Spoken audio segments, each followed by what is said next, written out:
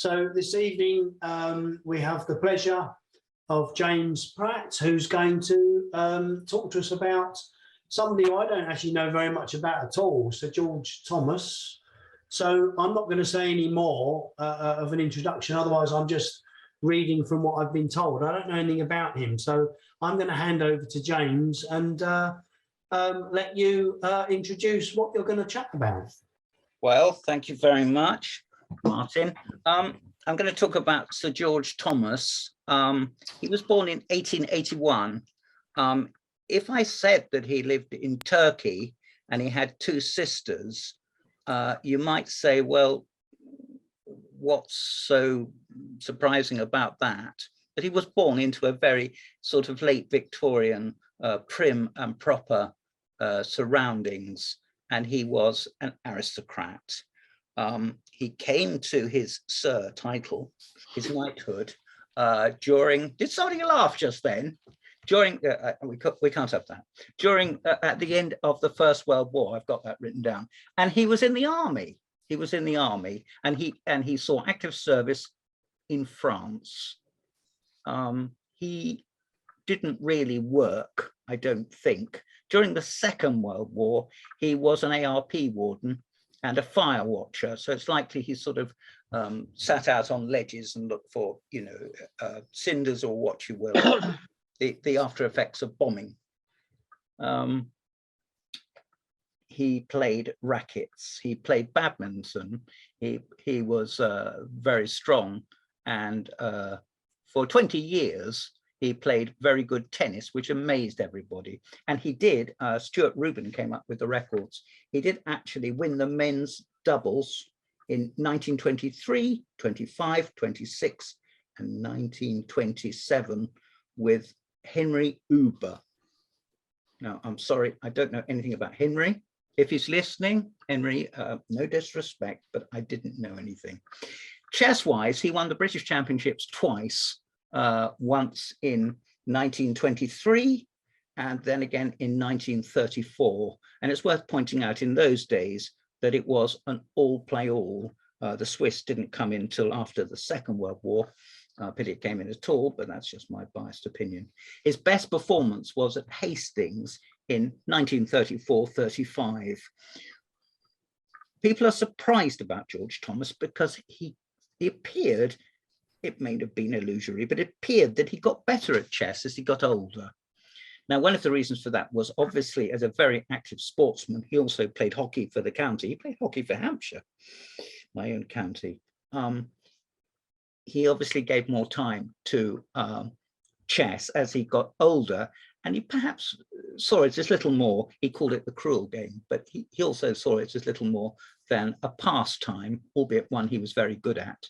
He played internationally for England in the Olympiad, and his best performance, I've got this written down here, was in 1927 on board 3. I'm afraid I don't know who would have been on the higher boards, maybe Yates.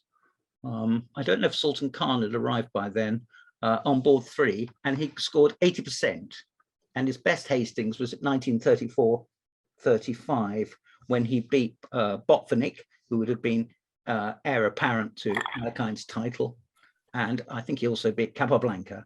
And those are very well known games, which you'll be relieved to hear I'm not going to show you today. His most famous of all was a blitz game against Edward Lasker, played when he was a nipper. It involves taking on H7, the famous Greek gift, and his king came spiraling out and went all the way to Lasker's first rank, and everybody laughed, and the game is quoted ad nauseum. The two games I've got for you today are against very famous players. One is Rubinstein, Akiba Rubinstein. The other is Reuben Fine. I can do a little introduction about them if you want. Now, I wonder if I can share my screen. I hold my breath, and also Julian's beard and glasses, which I can see.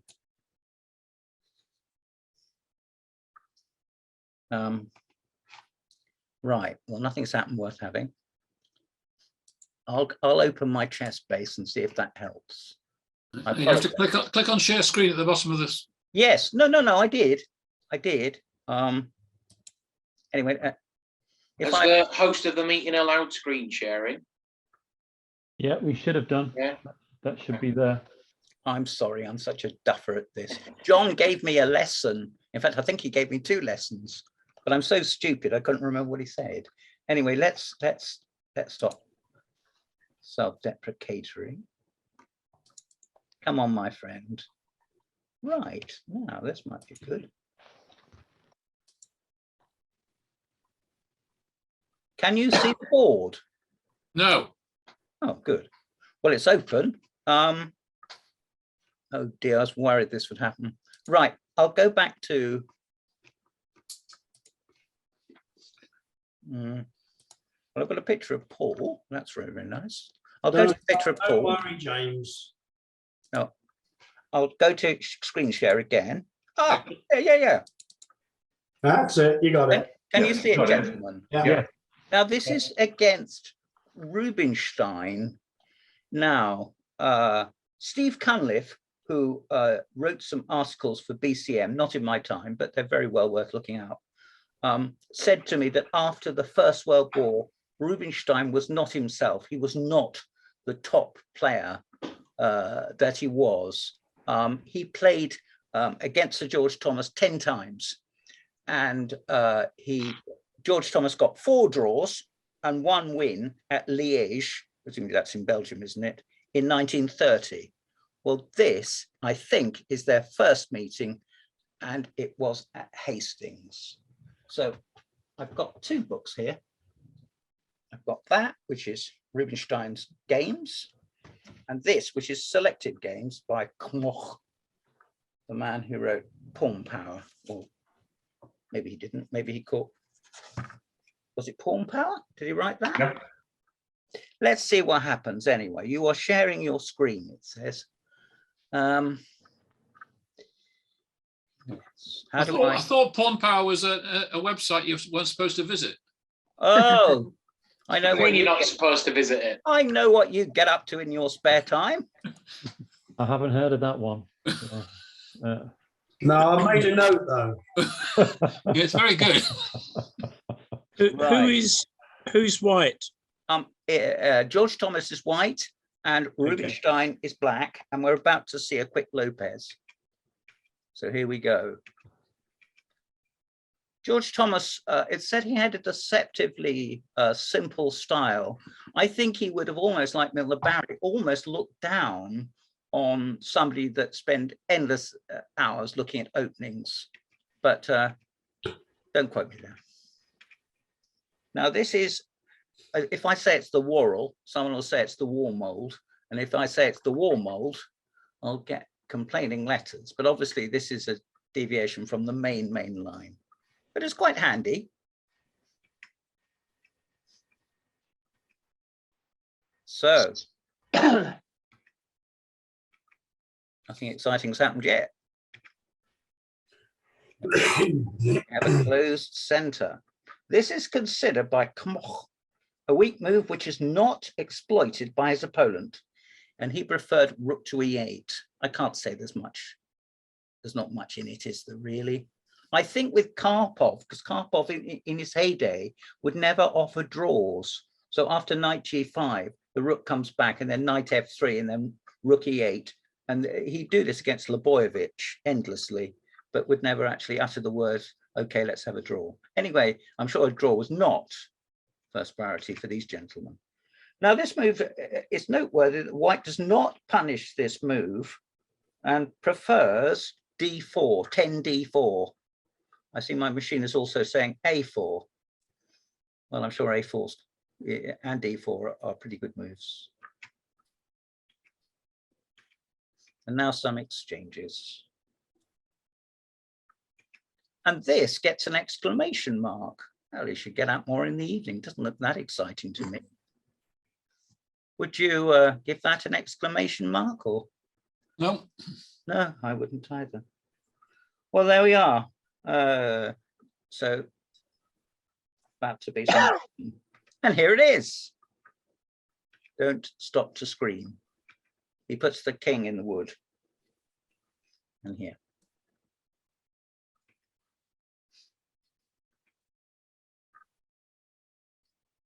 again, this is a little unprovoked, but Nimzovic's mysterious rook move anyway. It was absolutely necessary to advance the queen pawn. Yeah, I suppose so. And now a move which I rather like, but he doesn't. He gives it a question mark. He prefers knight to b3 and d to prepare d4. The opening of the lines always favors the better developed position. Therefore, here it favors black, who was, of course, Akiba Rubinstein. There we are.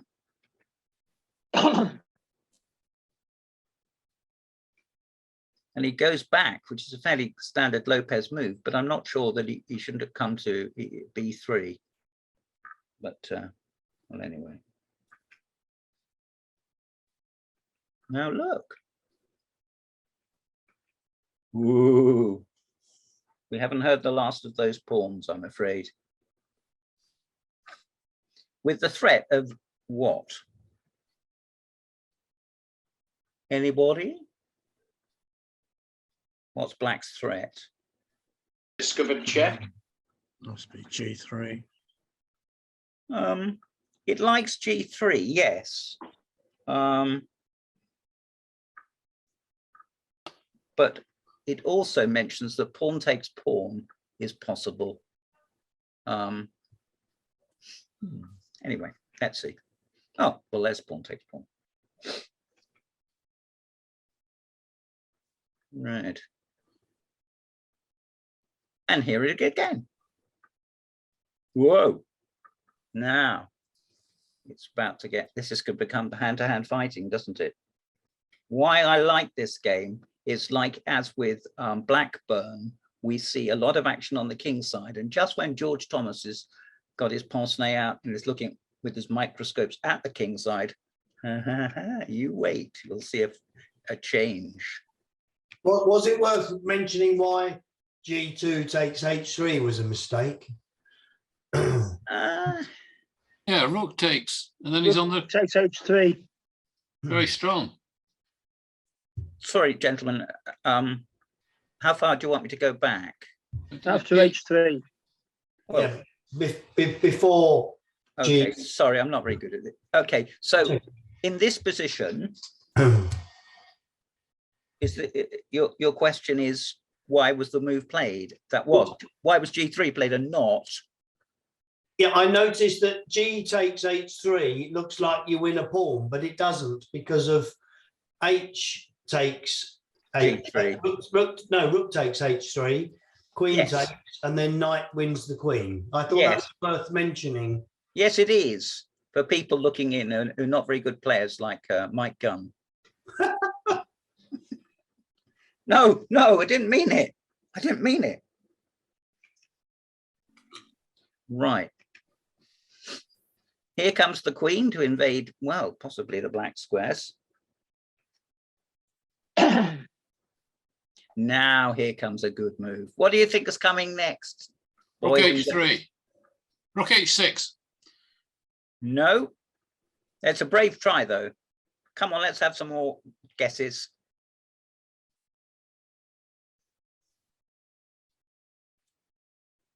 It's about to get very interesting. Yeah. Knight F5. We're back on the queen side.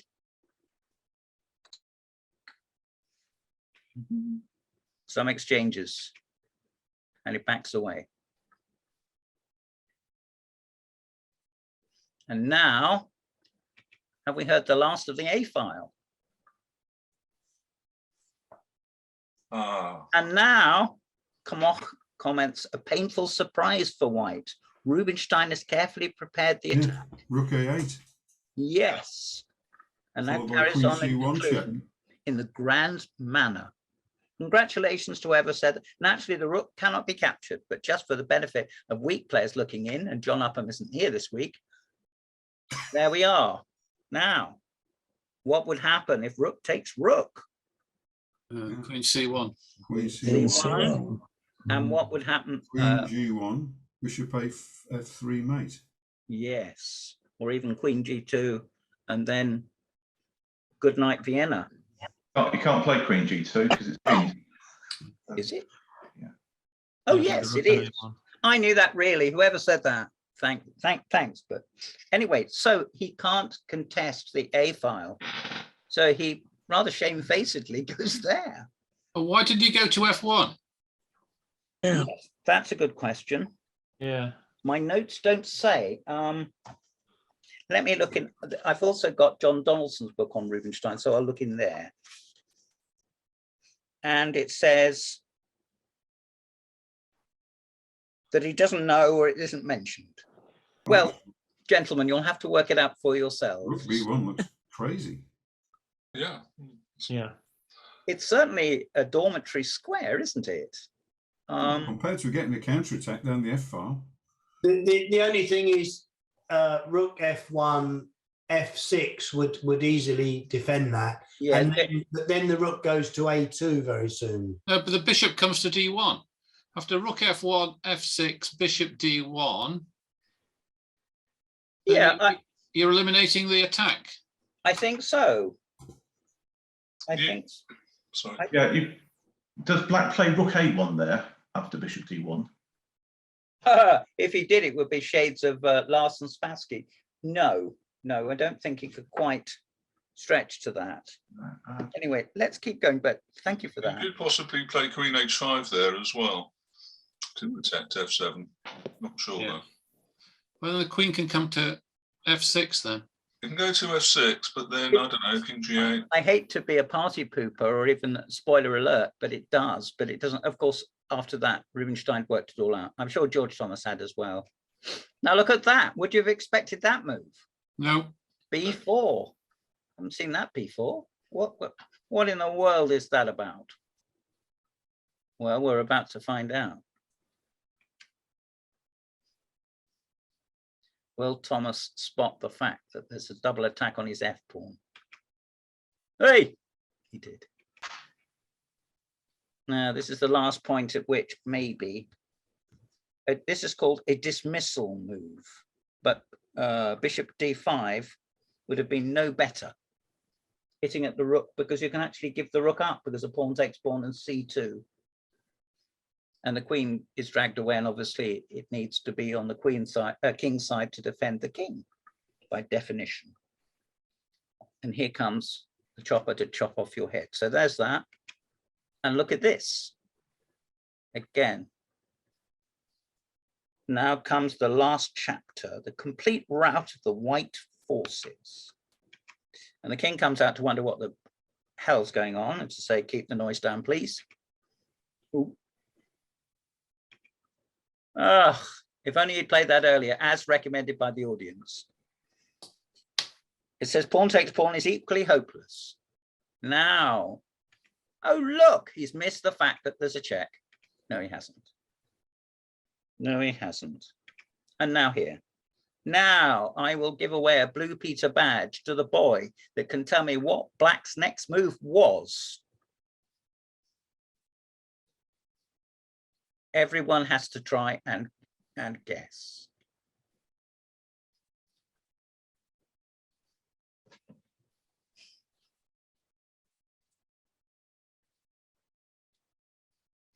Well, don't all shout at once. It's not obvious, but it's lovely.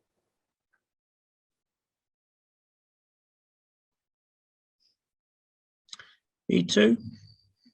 No. Well, I probably would end up. I rather like that, Mike, because obviously it cleans up E3 for the queen, and yes. I would play a rook move here if I was Black. Well, it's a good job you're not Black then, isn't it? What would you play then? Rook G8 or rook. Yeah. Oh. Come on, Colin. It says you're muted. Oh no, now you may speak. Well, I didn't particularly want to be honest. I don't know the answer. It's not It's not something daft like Rook A5, is it? Oh, that's pretty. How dare you call the great Rubinstein daft? He did leave to 1961 and was extremely unwell in his last years. But no, it's not that, but it is, it's somewhat lackluster. It is. Round of applause. Whoa. Whoa. Look at that. I thought of that, but I couldn't think what the follow-on is. He takes it. No, exactly. I don't think George Thomas could either, otherwise he wouldn't have allowed it. So he takes it, and now. Ah, clever. Well, Oh, with tempo. It keeps the tempo. what do you mean by the tempo? I mean, I know, but. Well, he wants to play E2, doesn't he? Yeah. Yes. But White, irritatingly, White keeps on having moves in between. So So the rook was on freeze. yeah, now the Queen moves. He's gained the tempo. Yeah. So instead of a lane retreat of the Rook, which does, White keeps the move. After the Queen moves, it's Black's move. So if it was White's move, instead of taking the C pawn, when it Rook E1 would have possibly healed it up, because the threat is the march of the E pawn. Okay, he's come back.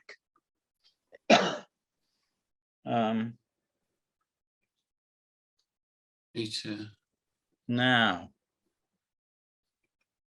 what should you do here? There's a little red arrow on the screen. Oh, don't take any notice of that. Does Black play D5 here? No, does Black play Queen D2? Queen D2. I think Queen D2 looks Yeah. Queen pretty. D2 is very strong, isn't it? Looks good. It looks good. Because if the king comes to F2, you just check it with a rook on F8. I'm going to look in my John Donaldson book to see if that's mentioned. It isn't mentioned. Not for the first time. He lets us down. He plays. Whoa. Well done, the Isle of Wight. Yes. No, we can't let the rook down. Now Rook C1. And at that point, Sir George capitulates. Couldn't he take the pawn with his queen? Well, then the bishop takes it, didn't it? B pawn. Oh, I see. You got Queen E3. You got Queen E3. Yes, there's an intermezzo. Well, not intermezzo. Yeah. Okay. Well, there we are, gentlemen. That's one of the games I have for you. Now, I've got a second game, if I can rustle it up. It's getting even more exciting.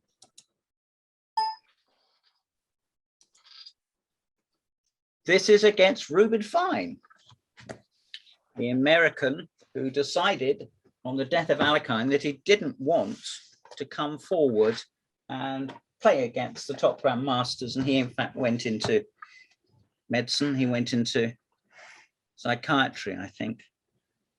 And this is his book, which is a Dover, and not particularly that easy to get hold of. And there's also a book which is pretty expensive, but it's this, which is the complete games, the complete as they can be, of Reuben Fine. But one author seems to have just copied the other one, so we're not losing very much. This game was played at Hastings, 1936-37. It says, as a master involved in almost continuous round of tournaments, which obviously ceased, it was essential for me, this is Fine speaking, to develop a satisfactory routine. This is meant to shift towards a solid system, trying to get an advantage in the openings, then pushing it home with maximum accuracy. You have to hand it to him for modesty. To get the better of it in the opening was not always possible. There were usual innovations up my sleeve, but these had to be saved for really important battles. And he said he's got an average opponent. Well, that's nice. Being rude about Sir George. Anyway, let's see what happened. In this game, the American was white.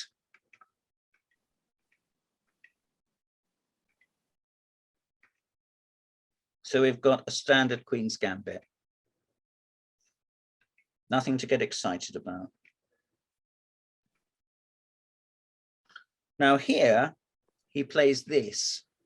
He could have played pawn takes pawn, and the notes, which are a bit lame, I think, continually talk about this and then say that E5, Capablanca's sort of equalizing system. I'm sure you know more about the Queen's Gambit decline than I do. But anyway, bishop d6, it seems completely straightforward. But pawn takes pawn, and then b5 is the Moran. But needs to enormous complications, which he wanted to avoid, he says. Fair enough. Carkles.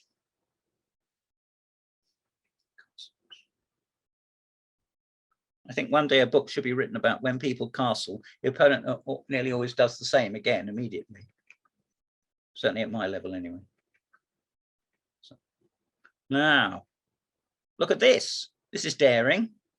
Are we going to get a Greek gift? What do we think, gentlemen? No. Whoever said that, get out. Why not?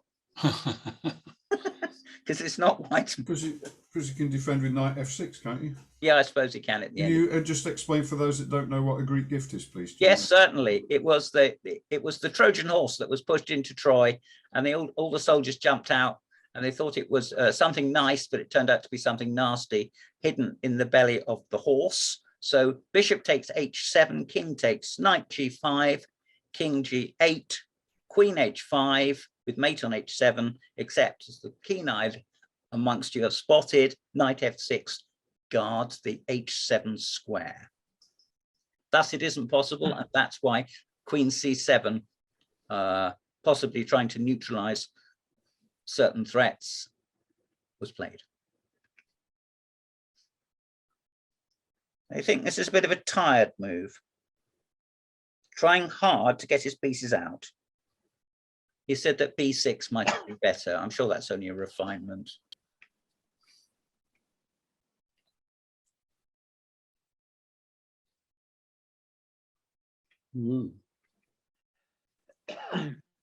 Now, is it going to get exciting? He mentions for the third time that you can't play e5. You certainly can't. But he does get in c5. Whoa. Don't like his bishop. No, I don't suppose he did.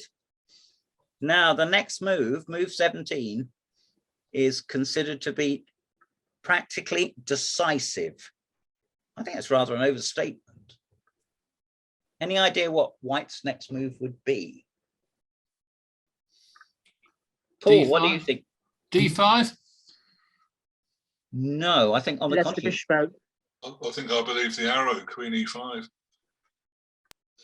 There was a joke, isn't it, that the policeman stopped someone and said, "Didn't you see the arrow?" He said, "I didn't even see the Indian." And he arrested him on the strength of that, and breathalyzed him. Anyway, that terrible Colin, or whatever his name is, appears to be right. Look at that. And Sir George takes it. Didn't have any choice. No. Well, did he have any choice? It was No. a rook on freeze and Pinned on the b8. rook, wasn't pinned against the rook. Oh, yeah. Well, Mm. could you have just played knight e8 immediately? And loses a pawn. Whose side are you on anyway? Yes, it probably does, yeah. So there we are. I think Sir George might have been feeling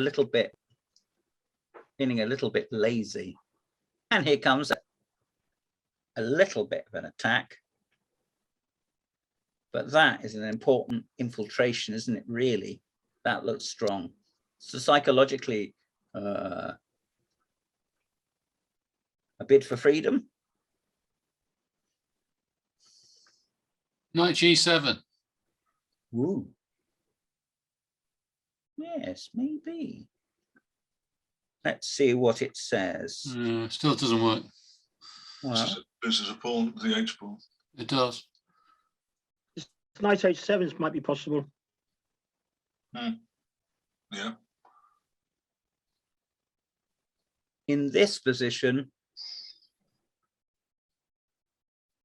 it mentions that rook takes, rook, king takes, and knight takes h7, but it's after bigger game.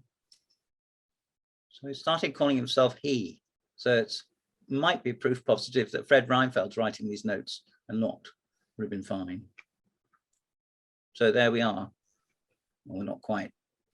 So it cuts the communication with the rooks. Well, just a minute, we missed something there, did we? I'll go back. Sorry. Oh, he could brought his knight back to e4. He did bring it back. He can exchange rooks on f8 and then take on h7 with check. Yeah. Which I think I would have done, because I'd like to have screwed my knight into f6 with a big fat grin on my face. As Julian said, you could probably do it in the other move order too. Can he? Well, knight takes h7 first. Oh, I see. And then rook takes rook, knight f6 check. Ah. Keeps the king on. Yes, it does. Keeps everything nailed down. Close to mating as well. Yes. Yeah.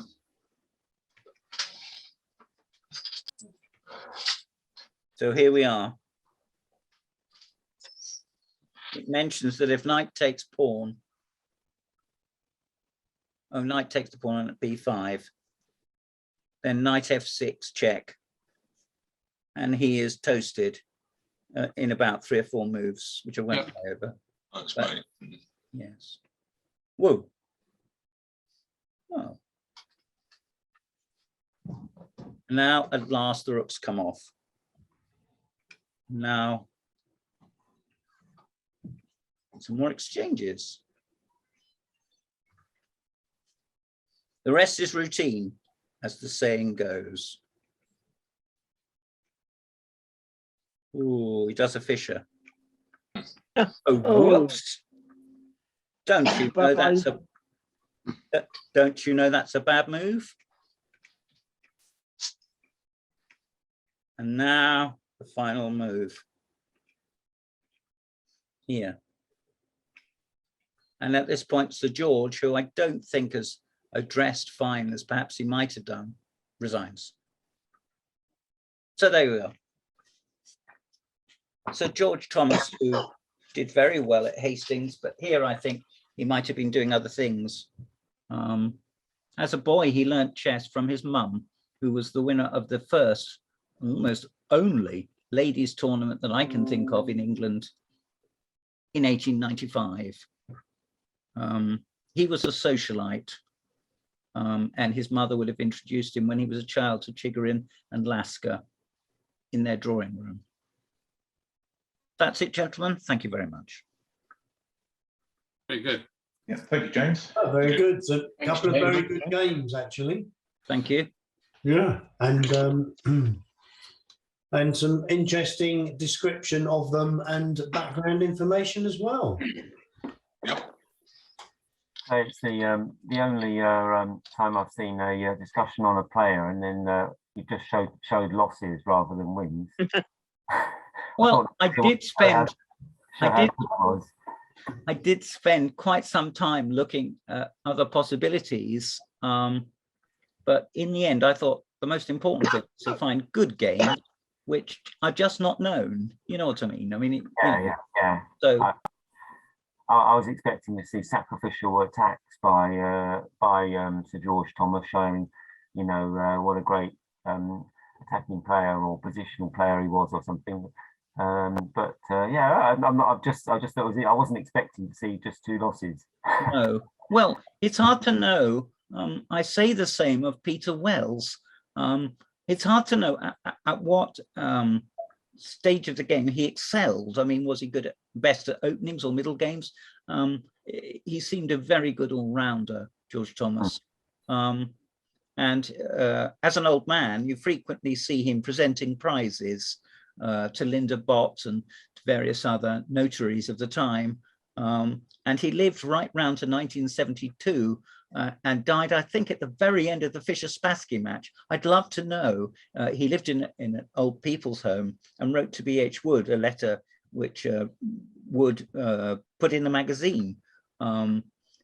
I'd love to know if he actually realised about the Fisher-Spassky match, and if so, if he'd have enjoyed the games. I'd like to think that he did. You mentioned Linda Boss. Is that who is she? Is she the one who's the wife of the writer? No, the daughter. The daughter, okay. She's living in Holland now, I think, and is a specialist in security. I'm sure you wanted to know that. Because Mr. Bott, he used to live in where I live in Bourne End. Really? And his wife actually, I think, lived because I was a postman and I used to deliver to her house, and she's only just stopped living in the house in the last couple of years, I think. Oh well, so how wrong can I be then? Well, this is the wife. She lived in Bourne End until a long time after he died.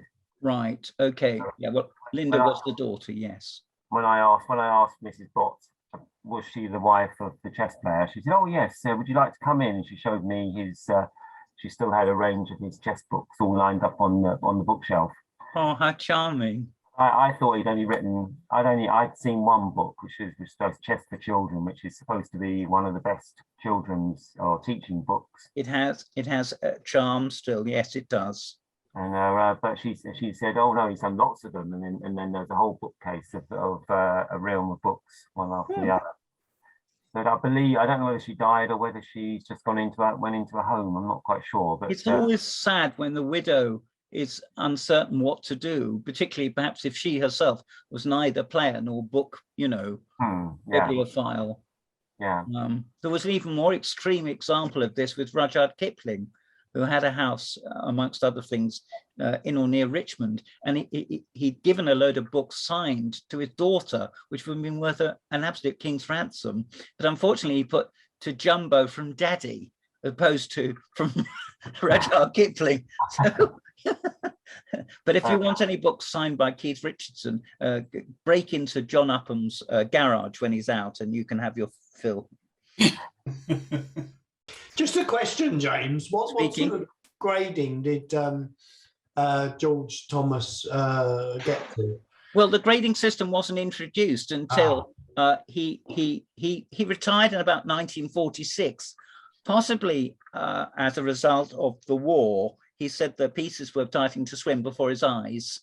But I would think he was an IM. He became an IM in 1950-51, and he was also on the selection committee. So I would think about 230, 235, something like that. So an equivalent of about 2450. And obviously at his best, which wasn't that often, much higher than that, 2600. Okay, interesting. Any other questions?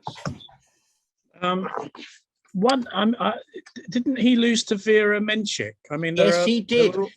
Yes, thank you, Mike. Yes, he lost, I think, more than once against Vera, and there was a patronising, I can never lose to a woman, that Bobby Fischer said. Well, Bobby, we won't show your games against the Polgars then, but Sir George did. He lost to her several times. I had a look at the Wikipedia for him before this lecture, James, just so I had an idea of who he was. Yes, he did. Yeah, several times. One of his worst opponents. Apparently. Perhaps next, if I'm ever invited again to this august gathering, I perhaps could give a talk about Vera next time. James. Hello. I just dialed up Sir George Thomas on the Chessmetrics website. Oh yes, it's not obviously currently kept up to date, but he does have an entry in there. Oh yes, and according to the entry, his best ranking of all time was world number 15 in 1922 to 23, and a highest rating of 2610. Oh wow! Pretty much spot on then, James. That seems a bit. No, I wasn't. Seems a bit spurious to me, but it's Sonus, isn't it? It's the Sonus. Yeah. Yeah. I think his approach is probably mathematically sort of quite sound. Yes. Like taking existing ratings and then sort of regressively rating unrated players in tournaments and then working his way backwards. Yes. No, it's a pity Sonus doesn't do it anymore. I don't know why. He may not even be alive, but he did do great work. Yeah. Elo obviously suffers from inflation, none more so. But as to that, you know, the number of players over 2,800 now, you know, I'm looking forward to becoming over 2,800 myself, and I haven't played for over 20 years. You never know. Who was that laughing? It was me. So can someone, can explain Sonus? I get ELO's obviously the ranking ratings system, but what's Sonus? Okay, Tony? It's a person. Right. Okay. There's a website called Chessmetrics, and it's quite an amazing piece of work that sadly hasn't been kept up to date for about a decade or so. This guy had taken all of the existing ELO ratings for players and then worked his way back through history by virtue of using some mathematical techniques called regression, so that you take a tournament cross table, and if there's one rated player on there, you can then seed backwards and then work out the ratings for every other player. So you can do that for one tournament and then effectively retrospectively work your way back through history. And it's a fantastic resource because it gives you sort of players' ratings over their careers, you know, the sort of time spans when they were at their best over, say, 1, 5, and 10-year peaks. Hey, Tony, how about sharing the screen if you're on it? It's on a different computer. So, okay. Yeah. If anyone's interested, it's called Chessmetrics. Yeah, I found the website pretty easily. Yeah, I'll have a look. That's interesting. Thank you. And he actually gets an entry, George Thomas gets an entry in Elo's book. He's given a rating of 470. That's more like page 189. That's more like it, Mike. Yeah. I mean, I look upon. So you're talking here about working backwards to gradings that people would have had. Exactly. When they were active or at their peak. Yes. I've got a different question. Before, well, when there was a point at which ratings didn't exist, how were they initially established? The first publication was probably in about 1970. If you look at the early informators, you'll see some lists coming out, and BH Wood used to publish them. Well, I expect BCM did as well, around about 1970, and they used to come out about once every 3 years or something. Now they come out about once every 2 minutes. You know, I mean, quite literally, it was said if Kasparov lifts a rook from G1, computers across the world are calculating whether it's going to land on F3 or E2 and what the difference might be. So make of that what you will. So when did ECF ratings or gradings first 1954, but they sort of kept it to themselves, and they put them in categories.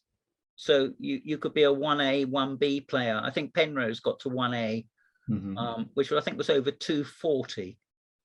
Yeah, and there were basically 8-point gaps. They calculated the ratings, but they put them in the categories because no rating is really more accurate than about 8 points. So you know.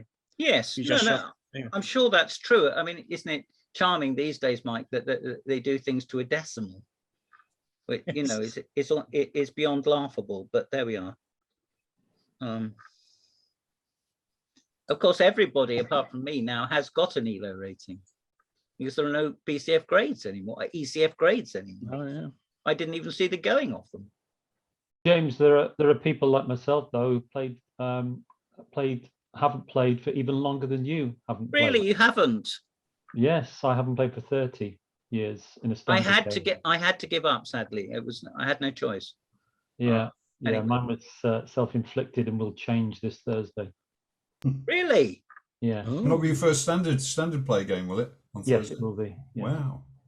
Well, that's brave. Yeah.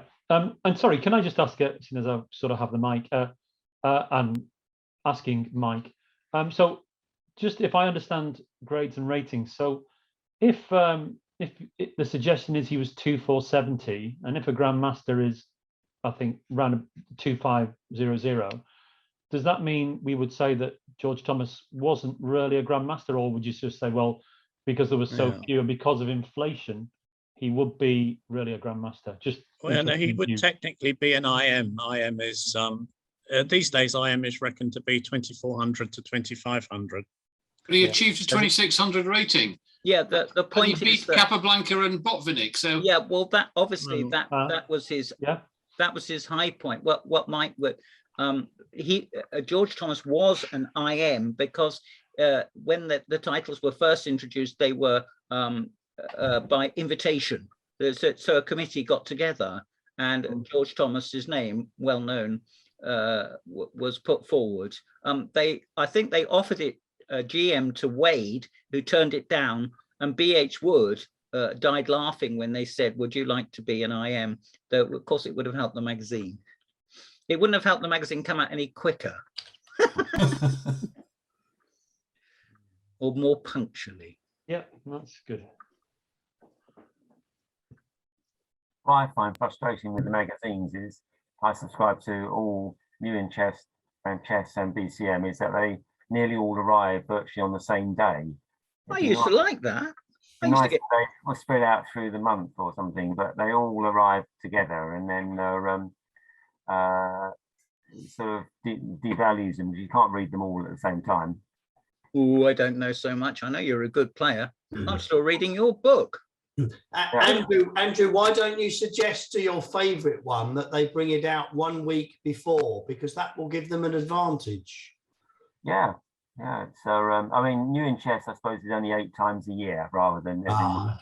So whenever it does come out, it nearly always arrives on the same day, particularly as Chess. It does seem to arrive on the same day as Chess magazine. Well, Payne probably puts the fear of God in them if they don't bring it out. So. Yeah, well, I suppose it's good. I mean, they're saying that it's going to be, it's nearly always the first of the month-ish, isn't it? Somewhere around there. So, you all subscribe as well or not? Yes, I subscribe. I don't get that stupid BCM. I've given up on the BCM too. I don't blame you. It's not been as good for, I don't know why, for the last 5 years, I think. Actually, I think it's quite interesting. It's a slightly different slant on. Of course it is. I'm only teasing as usual. Yes, yeah. Of course. I go and have a meal with Sean Talbot once a year or so, and he gives me some back numbers if he's got some. So I get it free, but it's a slow service. So what's the summary of the different things that people can subscribe to then? You've rattled off 2 or 3 which I've heard of, but there's probably others. Would anybody, Andrew, would you like to tell us? Or what were the ones you subscribed to, Andrew? Me, I just subscribe to those. They're the only 3. I mean, there's the American Chess magazine, which I believe is quite good, but it's very expensive. It's like it's not that expensive in terms of what you have to pay, but what you get, because it's actually double the size. Right. So when I get some sent from America, I haven't had a recent one, and it's very like the new style BCM, in as much I was liking it to a holiday brochure. It's nice to look through it, but it's not necessarily going to force me to go to that country or play over the games. I mean, the most important thing for a dullard like me is, play over the games, but I don't. It's probably just laziness, isn't it? So hang on, we've got British Chess magazine. What else have we got? Chess. New in Chess. And the Chess Amateur, which is obviously very topical. And has a game, and has a Sir George Thomas game in it. So, really? Yes. Wow. I believe perhaps we can have that in part 2. I believe there's one called En Passant as well, because somebody who bought the book said they would. I think it's something to do with Streatham magazine, Streatham Chess Club. But he said he would arrange for it. It doesn't come out that often, but when it comes, it's a bit like Kingpin. It turns up when they got the information in it. But well, Kingpin hasn't come out for about 10 years, and it won't come out again. No. In fact, he's still got my money, John Manley. I paid quite a lot of money for almost nothing. Is New in Chess a British publication? No, it's very. No, it's Dutch. It's now owned by Magnus Carlsen. Oh yes, of course. Yes, it bought it like this year, I think. He did. They misheard it. His father said, "Can I get new in chess?" And he thought he meant just one issue, but he bought the whole. Like Victor Khayyam, he was so impressed he bought the publication. I can recommend it this month, which is the final one of this year, because Matthew Sadler is reviewing my book, apparently. Oh, yeah. So Matthew Sadler's column is very good, I think. I mean, you know. Well, I don't know what he's going to say about my book, but well, I was very kind to you, Andrew. Sorry?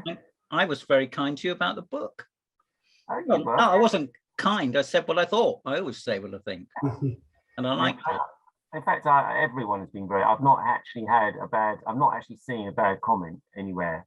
Everyone is actually. I've got a stream of emails from about 50 or 60 people that bought it, and all of them were very good.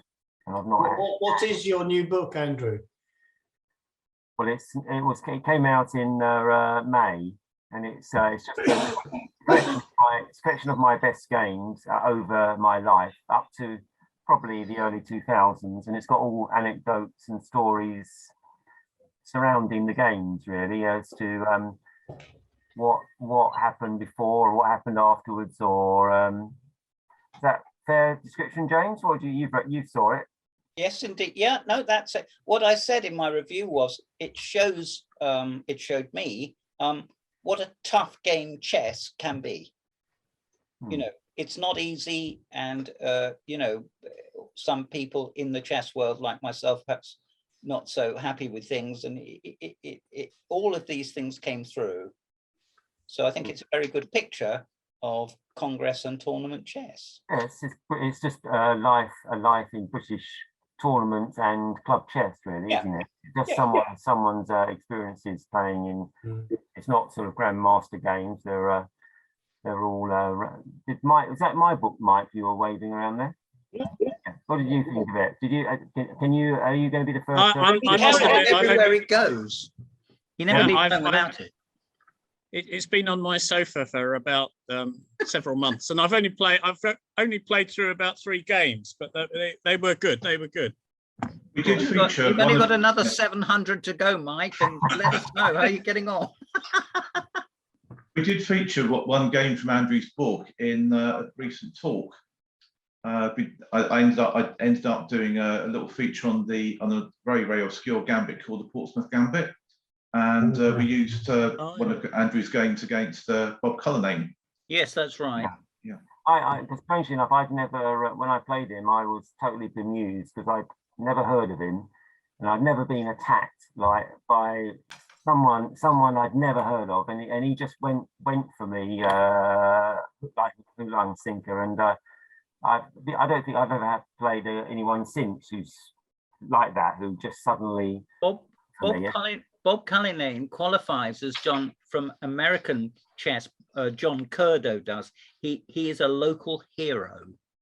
Yeah, I've never seen him before or since. No, well, this is it. He in fact, I think somebody literally paid Richard James to become private detective to find out if Bob was still alive, and sadly he isn't. Yeah, I do have some information on Bob. So I can share with you afterwards. Yes, I would like. Yeah. I know he lived at, is it Farlington? Yeah. Yeah. With I was playing in the Foreign CL this weekend, and in my team this year is Chernayev, the Russian Grandmaster, is our board 1, and somebody gifted him my book, and he was actually raving about it. So I've never seen this line knight d5 against the dragon. I've never seen that before. Oh, come on. It's Estrin's move. Yeah, it's a Ken Coates special, that one. Yeah, he's the other person who plays it. He said I've even taken up playing the Philidor Queen F6 in quick plays now, because he said I wouldn't trust it in a proper game, but in quick plays it's very good. So so he gave a positive positive response. I was saying, what you mean? Somebody actually didn't like the book and gave it to you, and he said, "Oh no, it was a gift." It was Carlson. He said he could.